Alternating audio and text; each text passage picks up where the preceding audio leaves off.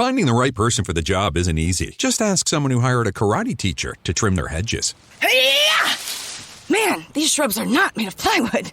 Don't worry, another few chops should do it. Yeah! Nope! Yeah! Dang! But if you've got an insurance question, you can always count on your local Geico agent. They can bundle your policies, which could save you hundreds. Oh, this treehouse looks like particle board. Yeah! There we go. I'm starting to doubt myself. For expert help with all your insurance needs, visit geico.com/local today.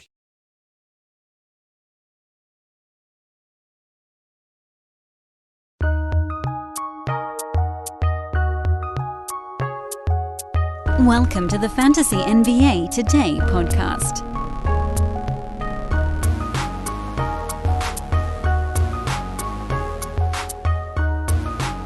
It's Rumor Mill Day, and also, as it turns out, the NBA draft happens today. Gee, wonder if there's any correlation there. Welcome to the show, everybody. It's Fantasy NBA Today. Today will be a slightly more brief episode for a couple of reasons.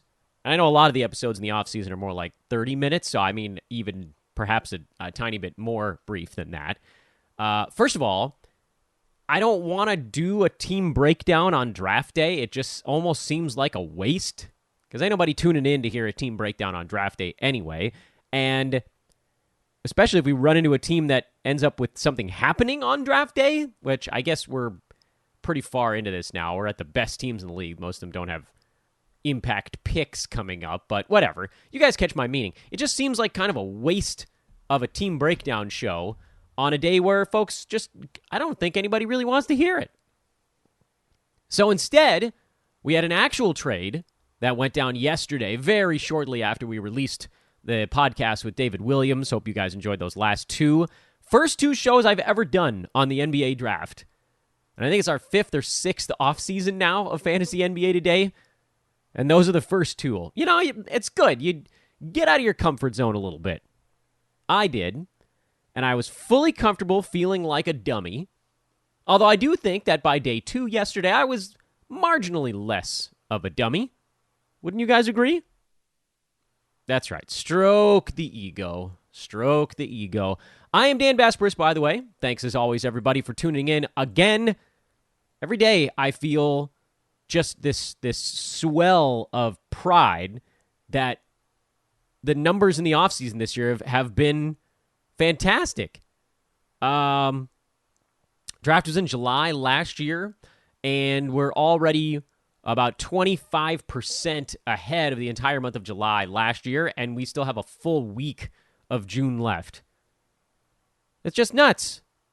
What did I say the final number was on this May versus last June? It was like a 30-something% increase. I think we'll probably go higher than that in this June versus last July. So you guys are still hanging with us, and I love you for it.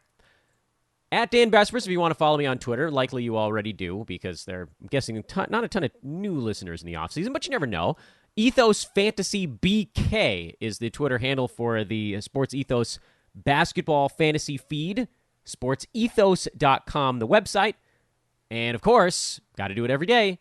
Please do check out our baseball and our football coverage. It's coming along swimmingly. JP now up and over 300 in his Twitter numbers. Joe Orico, 1,037. Pretty damn cool. Those guys have been busting it, man. Busting it. Joe does a daily show right now for baseball, Monday through Friday, just like this one. I've been letting him help me through stuff. I get a little, info on the side, but, I mean, it's quite useful.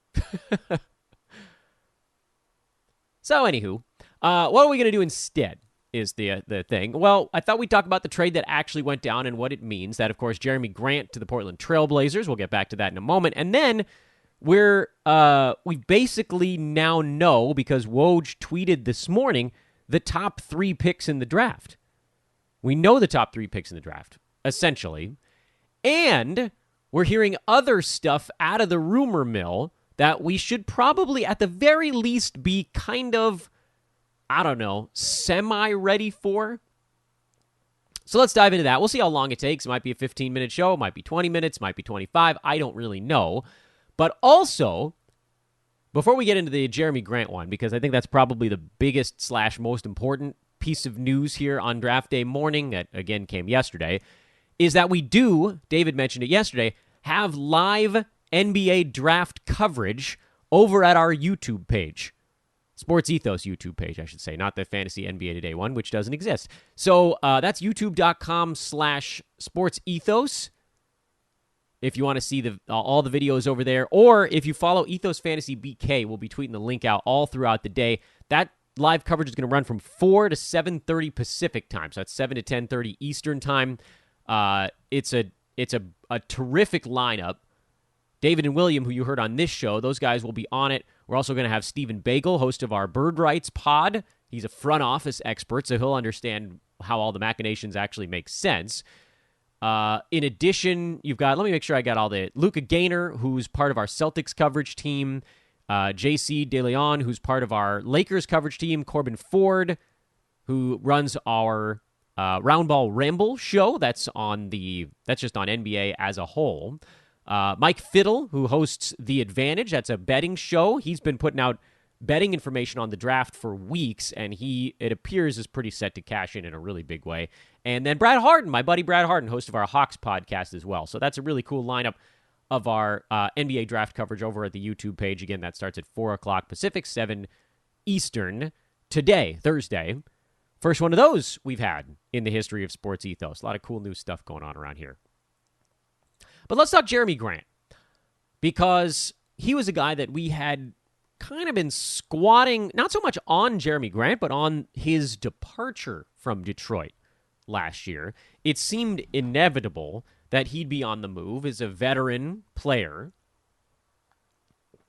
playing for a non-veteran team, a team in rebuild mode. And he'd been putting up these really nice top 50, top 60 numbers for a couple seasons in a row out in Detroit, but then maximum shutdown got the best of him twice, big time this last year. Only played 47 regular season games this most recent season, but again, had a really nice year. 19 points, 4 boards, 2.5 assists, 2 threes, a steal, a block. Good free throw number, 84%, pretty good volume out that way. Didn't shoot the ball well from the field as the primary creator, and that's something we saw tail off when he was no longer playing alongside Nikola Jokic. He was at just 42.5% out in Detroit. His spot with the Blazers is more or less unchallenged, and you can say what you want about Justice Winslow being there and the fact that he did actually play most of the power forward minutes down the stretch before he himself got shut down, and then they went to a cavalry of weird names. This is Grant's job. That's his spot. Blazers went out and got him. They spent a first-round pick to do it. First-round picks, as we've seen, are highly coveted and deemed very valuable.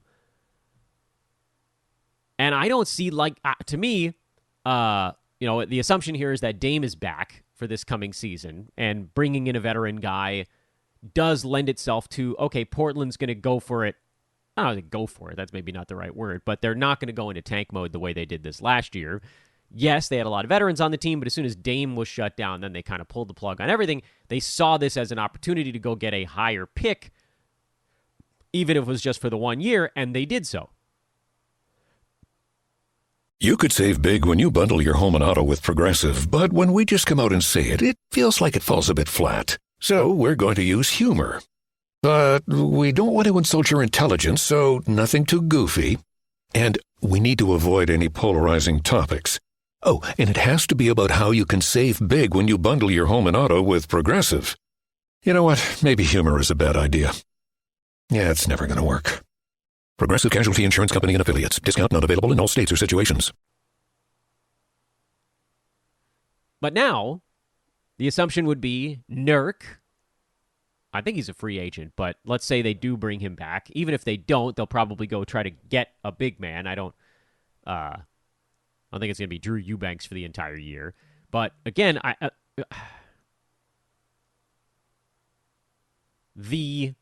guess you don't really need to go much farther than just the Jerami Grant trade to say, look, they're not going to bring this dude in if the plan wasn't to try to compete this year. There's no point. Keep your first-round pick. Hell, trade more pieces away. This is a not at all subtle move by the Blazers to say, okay, we did our 1-year tank. Now we're going to try again. And that's great for whatever how the dust settles in Portland, if they end up with Nurk back or if it's some other big man and you've got Dame and you've got Anthony Simons, if you want to talk about the backcourt a little bit further. Josh Hart is someone that probably would be retained then as a veteran wing player. They've got some other veterans floating around in the backdrop, like Joe Ingles might be back mid-season, or he might be a free agent too. I forget what we talked about on that front. But, it's a lot. This is a lot of information to just say, look, they brought in a veteran, and that's all we need to know about the Dame side as well. That's, okay, we got you a guy, Dame. Now, here's one running mate. We're going to keep working on it. You better be good to go, or we wouldn't have thrown away that first-round pick. Thrown away is probably not the right word, but you know what I mean. Gone and cashed it in, used it on something besides a player in the year 2025. All that to say that, almost no matter what the Blazers do here, Jerami Grant almost immediately then becomes their second highest usage guy. He's not going to supplant Damian Lillard. No one will and no one should. But he can very easily jump over Anthony Simons, who got a lot of his opportunity when Dame was out. He can very easily jump over Yusuf Nurkic, who's going to be doing stuff closer to the bucket, so he's not going to be an intensely high usage guy, even if he is involved in a number of pick and roll stuff. And that's, again, only assuming he comes back. And if the Blazers bring in a different center, there isn't really a center on the market that's a throw me the ball kind of guy anyway. I don't think you have to change your assessment of Jerami Grant all that much. And I know that one of our key, most important lessons every year we go through this same one is usage is value. I do think that this is a situation where you can make a little bit of a tweak on that, and they happen every once in a blue moon, where efficiency can overpower usage sometimes, or at least level it off. Like, typically, if someone goes from a place where they're getting a truckload of shots, and, Jerami Grant had 17 field goal attempts last season. He had 15 this year with Detroit, when, Cade coming in and Sadiq Bey getting to do a little bit more, and Grant himself kind of, let's be honest, throttling down a little bit. Played about 2 fewer minutes per ball game. I don't think he's getting less than 15 shots in Portland, but let's say he does drop from 15 to what? What do we think? 14 as like a basement for him? His time in Oklahoma City and Denver, I don't want to go all the way back to Philly because he was just figuring out the NBA. His last year in Oklahoma and his 1 year in Denver, he shot 50 and 48% those 2 seasons, where other people were helping him do stuff. And in OKC, he didn't have that much help, but he had some. Was that the Chris Paul year? That might have been the Chris Paul year. And then in Denver, you got good ball movement. You got Jokic, and he was brilliant in the bubble playoffs that season, too. That's what got him that big contract, or medium contract, whatever you want to call it. Then he went out to Detroit, had no help, had to take a whole bunch of ill-advised shots. Number of three-pointers went way up. He did improve his free throw stroke dramatically. But let's say, again, his usage goes down a tiny bit. Going up from 42.5% up to, say, like 45, 46, playing alongside someone else who actually has offensive gravity to their game in Dame, that would actually cover the drop-off. Maybe more so. And he'll have every reason to need to play this season because as the Blazers are currently constructed, they're a play-in level team. Dame, Jerami Grant, and others, that's definitely a 7 through 11 type of range team. So they'll be fighting it. Now, maybe they get better. Maybe they bring someone else in. I don't know. I'm sure that we've heard they're in the market for Zach LaVine. I'm sure they're in the market for DeAndre Ayton, things like that. Yeah, that maybe moves them up the board a little bit more, but we've already seen the West is, like with the East, you've got like 8 or 9 teams that are all pretty good that could all very easily get out of it. In the West, you got to get real good to get up to that 6 spot. Then there's a clump of teams like 6 through 11, And most of those teams are going to end up in the play-in tournament. Even if you're one of the better ones, you probably still end up in the play-in tournament. So that's good from a handicapping standpoint. Veterans on the Blazers are going to be a pretty reasonable target this year. And Jerami Grant, I have no problem with him as one of those targets. I think he plays 30-plus minutes per game, gets his steal, gets his block, gets his 1.5 to 2 3-pointers a game, probably scores 18 to 19 points. There's a lot to just kind of be relatively happy with. So I got no problem with Jerami Grant as kind of a late 5th round type of guy. If he slips to the 6th, awesome. I think you see the durability come back for him. He had shown the ability to play in almost every single ball game until he got to a tanking team. And then it was like, meh, we'll miss 18 games, we'll miss 25 games, 30 games, whatever it happens to be. We don't care because what's the point? What, are you going to rush? No need. Positively no need at all. So that's a Jerami Grant deal. That's a real thing. Everything else that we've heard has been mostly hypothetical. However, it's probably worth at least a light exploration. First, Woj tweeted what we had talked about over the last couple of days, which is that Jabari Smith likely to go first to the Orlando Magic, Chet Holmgren likely to go second to the Thunder, and Paolo Banchero likely to go third to the Houston Rockets. The reason I bring that up on today's podcast is that now we know, seemingly, and we can rehash it if anything changes, the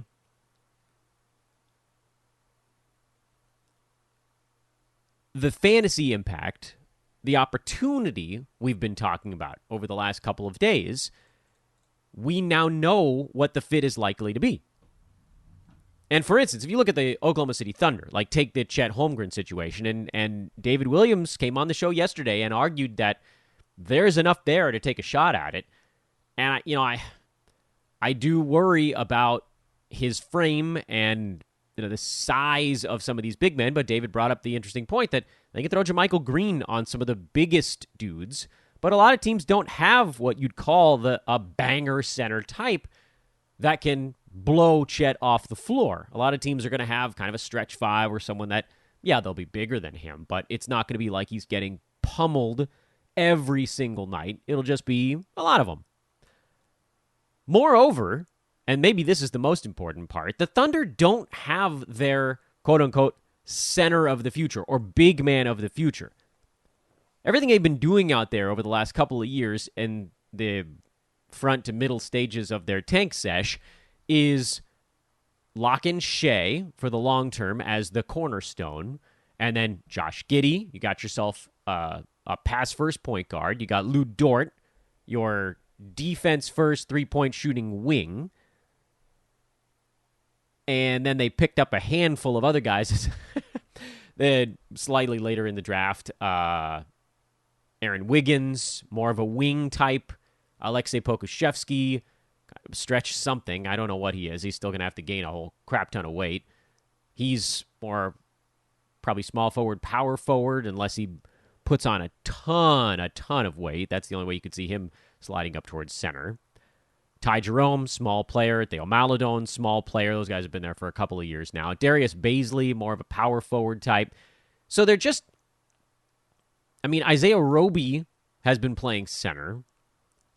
Derek Favors saw time at center. Jeremiah Robinson Earl saw time at center. But none of these guys are what you'd call the future for the Thunder. You can tell who the future is, or what the future is. It's weird grammar on that one. You can tell what they might be by just looking at who played.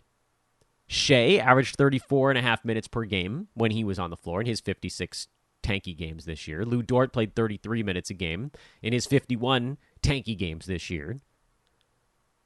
Josh Giddey averaged about 32 minutes in his 54 games.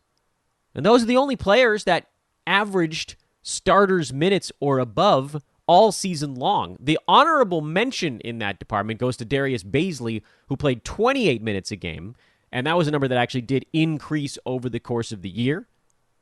But even if we say that Baisley is part of the future. The most important note here is that none of the center eligible or guys that you'd say were actually playing the 5 on this team, none of those dudes were even close to starters minutes. Derek Favors, when he played, I mean, he's an old man. That one, you can just throw that one out, but he played 17 minutes a game anyway. Isaiah Roby, 21, despite a couple weeks near the end of the year where he was actually getting starters minutes, and then they just pulled the plug on it. Robinson Earl, 22. Mike Muscala off the bench for 14 minutes this last year. There was no one. So even if Holmgren has issues staying on the floor, you're still talking about someone that, given his overall fantasy stat set, which is high field goal percent, serviceable free throw, extraordinary shot blocking ability, he's a guy that does have some kind of upside in a way that, generally I don't trust the rookies that are going to be asked to do a whole bunch of stuff. With him, the issue is, do we trust him to be around on the floor long enough to do stuff? And the answer to that is, I don't know. But the second half of that answer is, I don't know, but I'm not sure it really matters. If he only plays, say, 22 minutes a game, that might still be enough to get fantasy value. He only played 27 minutes a game in college.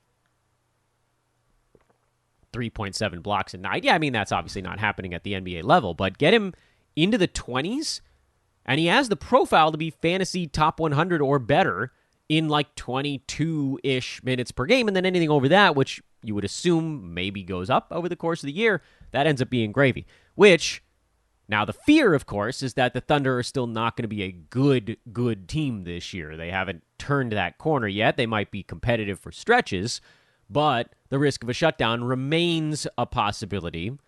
They probably don't want to overextend him, and that's the other end of this thing. None of these guys at the top, the shutdown is a very real possibility in all of them. I mean, top 3 teams in the draft, I don't know any of the 3 that you look at and you're like, well, this one's about to make it so. Orlando has some decent pieces. If Jonathan Isaac comes back, I guess they could be okay. Thunder were okay when they were letting Shea play every ball game. So, Houston, they were a long way from okay. So shutdown is a risk in all of them. And that makes it hard, I think, to draft those guys in a head-to-head league when you don't know. Are they going to turn them loose at the end of the season when they really don't care?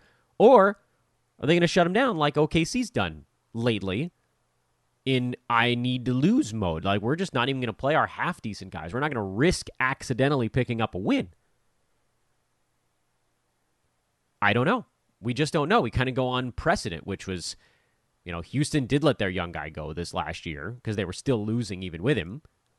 So maybe that bodes well for Banchero. Orlando, they had guys that were actually hurt, so kind of hard to say for sure.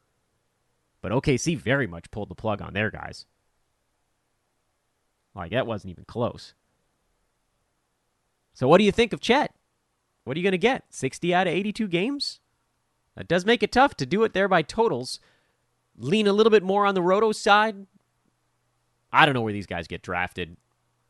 I think he ends up being pretty buzzy, come to think of it, which is why you probably lean back more towards, we talked about Mark Williams the last couple of days, guys like that maybe don't carry that kind of buzz. And then with Banchero and Jabari Smith, those guys are almost definitely going to get drafted too early. Although, maybe like with Cade, he went near 100, and he ended up getting pretty close to that. I don't know. I think I'd rather have Banchero because of Banchero in Houston, because there just isn't anybody else there besides Jalen Green. You're not going to sell me on Kevin Porter Jr. There's just a lot of opportunity to go get silly with Houston in a way that with Orlando, I don't think you can just go get silly. Jabari Smith's going to be asked to do winning stuff. They've got Wendell Carter Jr. out there. If Jonathan Isaac plays, they've got him. They've got point guards coming out of their ears in Orlando. Franz Wagner. Like, they have some players that they're going to be trying in a way that, like, you just can't do dumb crap all game long and get away with it in a way that in Houston you probably can. Really. They're farther away from success. So that's probably where I sit on. I mean, we have to at least look at it. It's not fair of me to just write them all off because these are guys that actually do play more towards the front court and won't be primary ball handlers on their team. And that's the type of stuff that I usually try to wipe out when we're talking about rookies. In any event.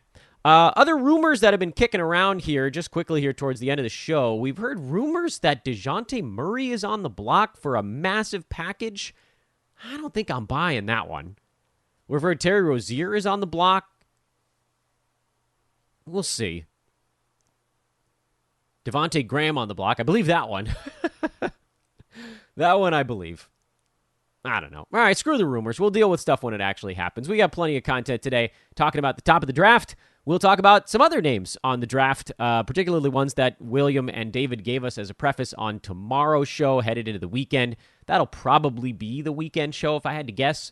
Some NBA draft results. And again, please do check out our live coverage today, 4 to 7:30 p.m. on the Sports Ethos YouTube page. I am Dan Vespris, at Dan Vespris on Twitter. Sports Ethos presentation here, Fantasy NBA Today. I racked it all up real quick, didn't I? Tomorrow, we'll talk to you guys again. That's how it works. Enjoy the draft.